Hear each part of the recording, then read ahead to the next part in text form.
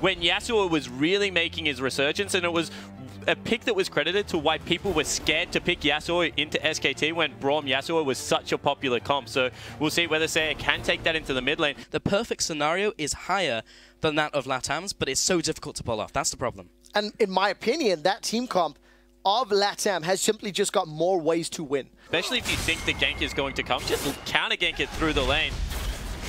And now the 1v1's happening in the jungle. Thyak just kind of caught with his pants down. Carbon is going to chase after here. ChuChuZ rotating from the mid lane, ticking down from the ignite. Thyak should be good to go!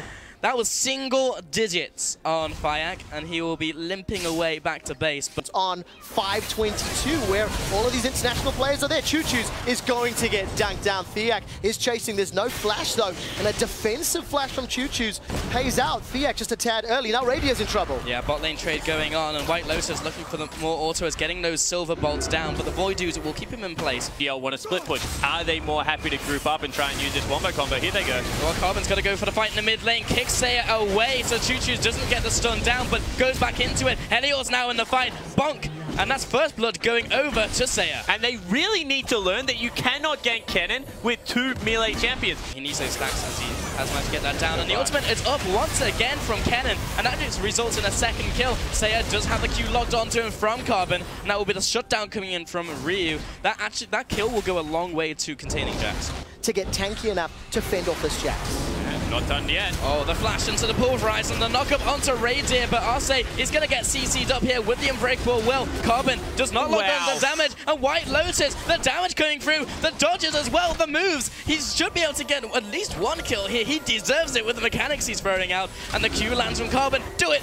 That could have been a potential misstep with that flash coming out. WhiteLotus gets hit by the binding and in tower range as well. The raining barrage comes in from the Kog'Maw, and Arce, remember, he doesn't have ultimate. He's still being chased down. One auto lands. The flash comes through from Raydere as well. Carbon lands the Q, tries going for the kill, but the heal comes out from WhiteLotus. The outplay from LATAM.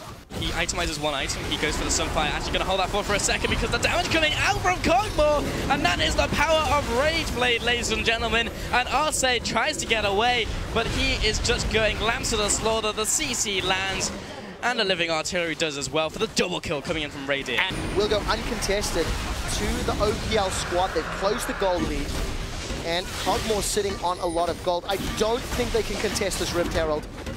1,600 gold for Raydere next time he goes back. Top lane for Latin America. Seiya going to be able to get in here. Seiya's looking forward. The flash engage. The Black Shield will buy some time, but not enough, because here comes Arce. He's knocked up Raydere and taken him down. Ikafian Surprise will give a gentle love tap to Thyak, and LATAM get themselves 3 kills. A tower down bottom a few moments before, and maybe an inner turret top. And they may even push for the next one. What's the death time is? Okay, couple seconds left. They'll take this opportunity to retreat. We're going to see that engage once again. Yeah, and that's just great layering of CC. Seiya goes in first. This is how WhiteLotus...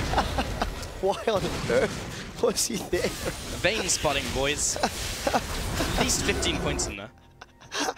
I feel that's almost a BM replay at that point of the game. It's like, just don't show it. Push on an inhibitor turret? This is great growth. Egym's in trouble. Yeah, jump on there by Thyak. He will be repelling up, but he's been CC'd in place. Carbon wants the kill. It's not enough. And once again, Thyak actually triggered. He didn't even auto-attack him first. He just booted him in the head. It wasn't enough. Thyak flies away to safety. Thank you for that, mate. And Raydere, who was exhausted, can't get anything done. Carbon's face. Yeah. There is a lot of warding coverage in from both sides. LATAM going to take away this Dragon. ChuChuZ is not going to win against either of those matchups. Raydere, you need with the rest of the team. They got... And we've seen before, Carbon can't do it. Ryoo jumps in. WhiteLotus dropping low, but he's got the kite going. And Ryoo cannot follow anymore. Heilior jumps into the fight, immediately exhausted down. And ChuChuZ, he will be the first casualty of the fight. Thyak trying to get into the back lines, already used the repel. And Heilior jumps in the back line. This is actually disgusting. Picks up the triple kill, a 5-4-0. And this is exactly what we were talking about. It looks fantastic, but there are just so many different ways for Latin America to play these team fights. The teleport, the flank comes in, and all of a sudden, they completely wipe the floor of the Oceanic region. They're going to get Baron. And Spawn, like you were saying just before we the fight broke out, this is exactly what we were anticipating. Now, the real test for any team is how they're going to close this game out. What I really loved in that team fight was while Heilor was exhausted, he didn't take the time to auto-track, holding that fort because we have another team fight. ChuChuZ dropping low, Repel comes up, looking for the execute, will jump over the wall, side steps the predictive Q coming out from Thyak, on point in this game, and Raydere, he's on the front lines, and that is not a place that Kog'Maw really wants to be. And WhiteLotus will pick up the kill. Heilor gets the stun onto Ryoo as well, make that a double kill for WhiteLotus. Everyone's a carry on this team from LATAM. WhiteLotus does so well mechanically in like 95%, but just eats the point-blank talk behind We call that good hands in cricket. Put him in the slips, good hands.